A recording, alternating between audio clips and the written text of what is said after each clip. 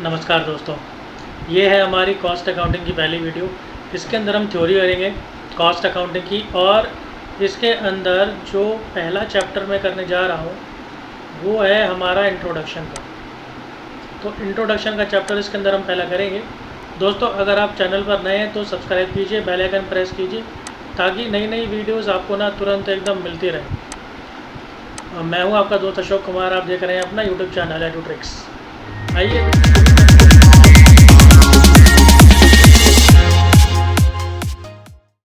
आइए शुरू करते हैं। जैसे हमारे पास सबसे पहला है, इसके अंदर हमें कुछ ना डेफिनेशंस बतानी है। जैसे कॉस्ट क्या है, कॉस्टिंग क्या है, कॉस्ट अकाउंटिंग क्या है, ये कॉस्ट अकाउंटेंसी क्या है और कॉस्ट ऑडिट क्या है। लेकिन देखने में ना थोड़े मिलजुले से लगते हैं, एक जैसे लगते हैं, तो इनमें क्या डिफरेंस है इनको समझना बेहद ज़रूरी है। तो जैसे अब सबसे पहले अगर मैं बात करूं तो सबसे पहले हम देखते हैं भाई कि कॉस्ट अकाउंट कॉस्ट है क्या एक्चुअली में ना। So it is the value of sacrificed resources. आपने जितने भी अपने रिसोर्सेज का त्याग किया, अपने जितने भी स्रोतों का आपने त्याग किया। जैसे आपने पैसा कितना गवाया, कितना त्याग किया, कितना छोड़ा। तो अब पैसे से ही सारी चीज़ें क्या आती है, लैंड, लेबर, कैपिटल, एंटरप्रेन्योर, सब पैसे से ही आता है, मटेरियल वगैरह सब इसी से ही आता है। तो आपको कितना पैसा, कितने अपने रिसोर्सेज त्यागने पड़े। इसी की एक और डेफिनेशन दूसरी शुरू करते हैं। A cost is an expenditure. भाई ये एक्सपेंडिचर है which is required to produce, जिसकी ज़रूरत क्यों पड़ती है, इसकी ज़रूरत पड़ती है बनाने के लिए और या फिर बेचने के लिए, और या फिर माल को, ठीक है, माल को या सर्विसेज को बनाने के लिए और बेचने के लिए, या फिर आपको असेट रेडी करने के लिए ताकि आप उसका नॉर्मल यूज़ कर सकें। तो तीन चीज़ें हैं यहाँ पर। एक तो है कि आप जो है माल को बनाना चाहते हैं, दूसरा है आप माल को बेचना चाहते हैं, और तीसरा है आप कोई असेट खरीदना चाहते हैं। तो उसके ऊपर जो भी खर्चा हो रहा है वो उसकी कॉस्ट है। अब अगर दूसरे शब्दों में हम बात करें, it is the amount paid to manufacture. फिर से भाई आ गया, पेड मैन्युफैक्चर अ प्रोडक्ट। या तो आप किसी प्रोडक्ट को बनाएंगे, मैन्युफैक्चर करेंगे, या आप उस कोई स्टॉक खरीदेंगे, परचेज इन्वेंट्री, सेल मर्चेंडाइज, आप कोई प्रोडक्ट बेचेंगे, और get equipment ready to use in the business. कुल मिला के वही बात है, उसको दोबारा से और इलेबोरेट करके यहाँ पे बताया गया है ताकि आपको एक और डेफिनेशन मिल सके। तो इन सब चीज़ों के ऊपर जो खर्चा हो रहा है वो कॉस्ट कहलाती है। इसके बाद हमारा अगला है जी कॉस्टिंग। तो कॉस्टिंग क्या है, कॉस्टिंग देखते हैं।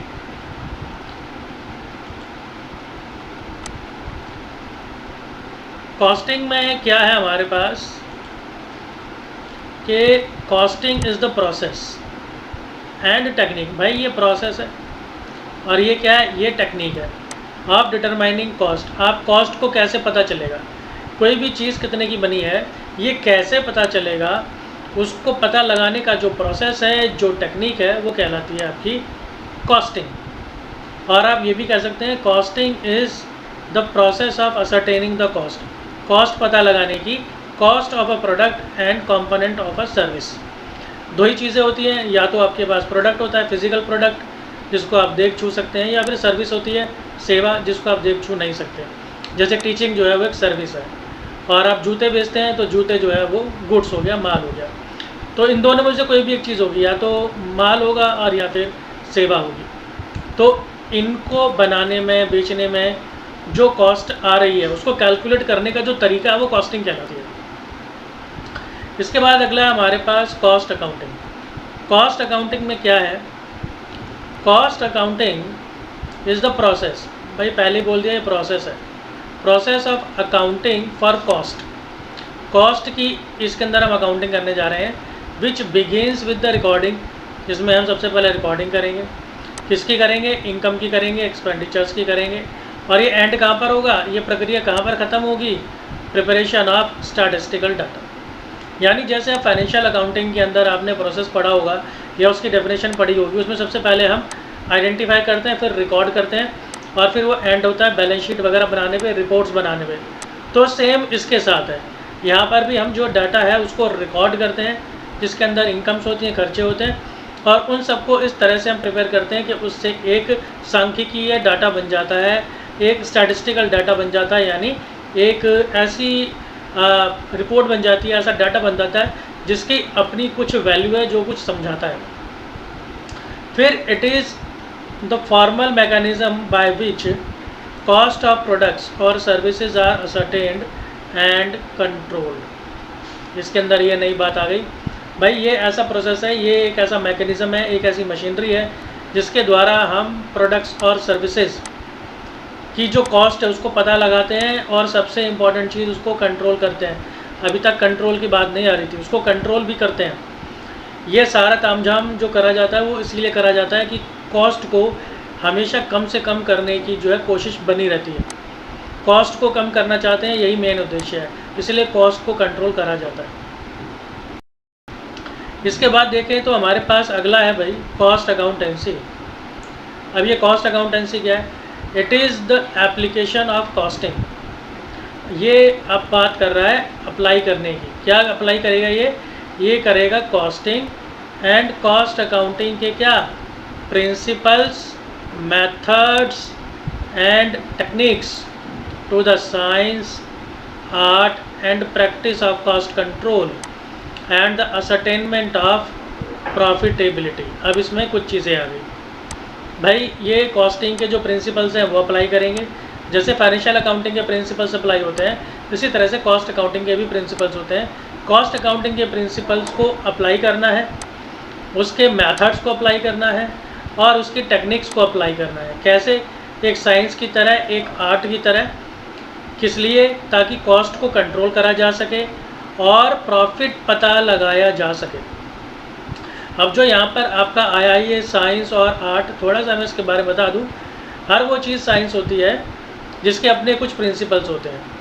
तो जहाँ पर कॉज एंड इफ़ेक्ट का रिलेशनशिप होता है कि अगर ये हुआ तो इसके पीछे का कारण ये है, जहाँ पर इस तरह का सिद्धांत होता है तो वो कहलाता है आपका साइंस। तो कॉस्ट अकाउंटिंग के भी अपने प्रिंसिपल्स हैं, इसलिए ये साइंस कहलाती है। और आर्ट होती है कि जो प्रिंसिपल्स हैं, जो औजार्स हैं, टूल्स हैं, उनका इस्तेमाल कैसे करेंगे आप। तो जो इस्तेमाल करने का तरीका वो कला कहलाती है, वो आर्ट कहलाती है।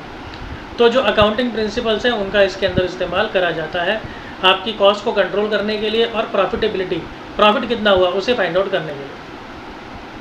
यहाँ पर लास्ट टर्म आती है cost audit.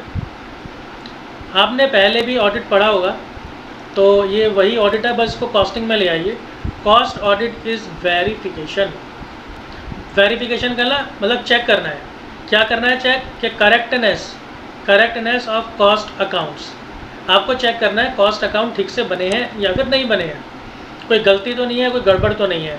And check on the adherence to the cost accounting plan.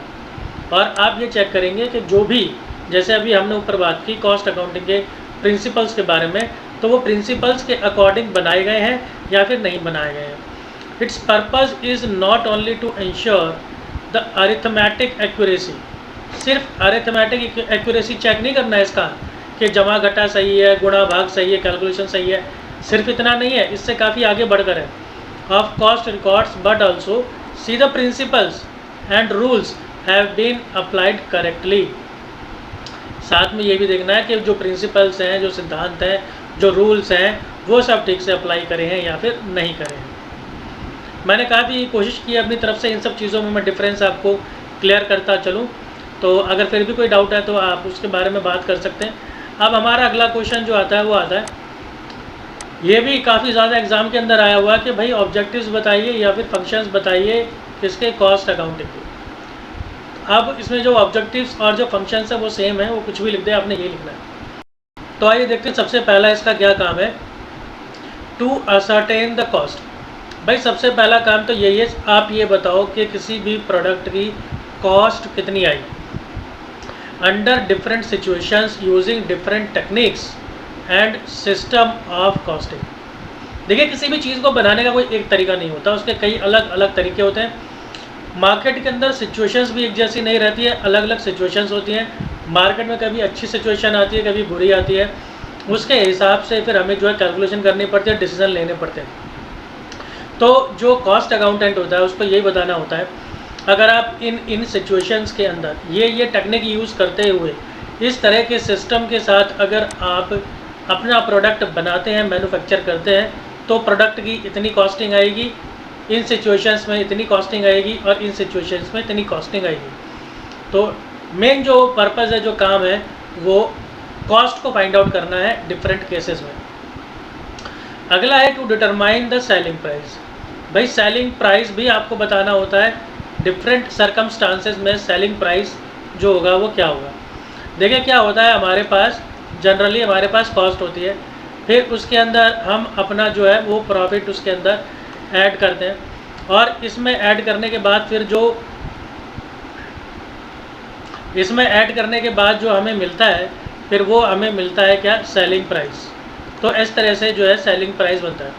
तो जब ये पता चलेगी कि भाई कॉस्ट कितनी है, तभी तो हम अपना एक मार्जिन सेट कर पाएंगे कि भाई मुझे 10% प्रॉफिट चाहिए, 20% प्रॉफिट चाहिए, तो उसको कॉस्ट में ऐड करने के बाद फिर हमारा सेलिंग प्राइस कैलकुलेट हो जाता है। इसके बाद अगला है to determine and control efficiency by setting standards of material, labour and overheads. Material जो सामान उसमें लगा, लेबर जो लेबर लगे, काम करने वाले मजदूर, ओवरहेड्स ये आपके इनडायरेक्ट एक्सपेंसेस। तो अब इसके अंदर क्या है कि ये इनका एक स्टैंडर्ड भी जो है वो हमें डिसाइड करना पड़ता है कि भाई वो ठीक से काम कर रहे हैं या नहीं कर रहे हैं। First of all we have to determine, पहले तो ये पता लगाना है कि इनका स्टैंडर्ड कितना होना चाहिए। मान लीजिए मटेरियल किसी भी एक प्रोडक्ट को बनाने में कितना लगना चाहिए और वो कितना लग रहा है। इसी तरह से लेबर को किस तरह से कितना काम करना चाहिए और वो असल में कितना काम कर रहा है। इसी तरह से जो बाकी इनडायरेक्ट एक्सपेंसेस हैं वो कितने लगने चाहिए और कितने लग रहे हैं, ये सब एफिशिएंसी ही है, तो वो यहाँ पर हम फाइंड आउट करते हैं। अगला हमारे पास to determine the value of closing stock. Closing stock की वैल्यू भी फाइंड आउट करी जाती है। क्लोजिंग स्टॉक की वैल्यू फाइनेंशियल अकाउंटिंग में अलग तरीके से फाइंड आउट की जाती है और कॉस्ट वाले अलग तरीके से इसको फाइंड आउट करते हैं। तो इसलिए यहाँ पर ये भी एक मेन ऑब्जेक्टिव है कि आखिर क्लोजिंग स्टॉक की वैल्यू आखिर है कितनी, बनती कितनी है। इसके बाद अगला अगर हम देखें तो ये आता है हमारे पास to provide a basis for operating policies which may be determined of cost volume relationship whether to close or operate at a loss. तो यहाँ पर हम ना पॉलिसीज़ बनानी पड़ती है, कई तरह की पॉलिसीज़ बनानी होती है, डिसीजन मेकिंग करनी होती है, तो वहाँ पर ये बहुत ज़्यादा काम आती है। जैसे कि भाई हम बिज़नेस को बंद कर दें या फिर उसको घाटे में भी चलाते रहें, वेदर टू मैन्युफैक्चर और बाय फ्रॉम मार्केट। कोई एक पर्टिकुलर प्रोडक्ट है, उसको हम मार्केट से ख़रीदें या उसको खुद ही बनाना शुरू कर दें, whether to continue the existing method of production और to replace it by more improved method etcetera. जिस मेथड से हम प्रोडक्शन कर रहे हैं उसी मेथड से हम प्रोडक्शन करते रहें, उसी टेक्निक से हम प्रोडक्शन करते रहें, या फिर हमें टेक्निक बदलने की ज़रूरत है। तो ये इस तरह के बहुत सारे डिसीजंस हैं जो लिए जाते हैं टॉप मैनेजमेंट के द्वारा और उसके अंदर ये काफ़ी हेल्प करते हैं। तो ये सब डिसीज़न के सॉल्यूशन देना भी कॉस्ट अकाउंटिंग का काम है। लास्ट है हमारे पास to achieve real and permanent reduction in the unit cost of goods manufactured और service rendered without impairing in the quality of the product. मैंने आपको बताया सबसे मेन ऑब्जेक्टिव जो रहता है वो रहता है कॉस्ट को कम करना। तो लेकिन कॉस्ट को कम करना है, लेकिन इसका मतलब ये नहीं है क्वालिटी कम हो जाए। तो क्वालिटी को कम करे बगैर कॉस्ट को कम करना है, ये है मेन मोटिव। सारी की सारी धरती पर जितनी भी कंपनीज हैं उन सबका इकलौता यही मोटिव है। तो ये करना भी एक उद्देश्य है, एक ऑब्जेक्टिव है हमारे कॉस्ट अकाउंटिंग का। ये बहुत बढ़िया पॉइंट थे, बड़ी मेहनत से आपके लिए बनाए हैं, तो उम्मीद करता हूँ आपको समझ आया होगा। और ये एक छोटी सी वीडियो में मैंने आपको 2 क्वेश्चन कराए, आगे भी कराऊंगा। और इसी तरह की और पूरी वीडियोस के लिए आप एप्लीकेशन डाउनलोड कीजिए, एप्लीकेशन पर जाइए, वहाँ पर आपको PDF भी मिल जाएगी, वीडियोस भी मिल जाएंगे, सब आपको वहाँ पर बहुत बढ़िया मिल जाएगा। इस वीडियो में इतना ही, मिलता हूँ मैं आपसे अगली वीडियो में। धन्यवाद।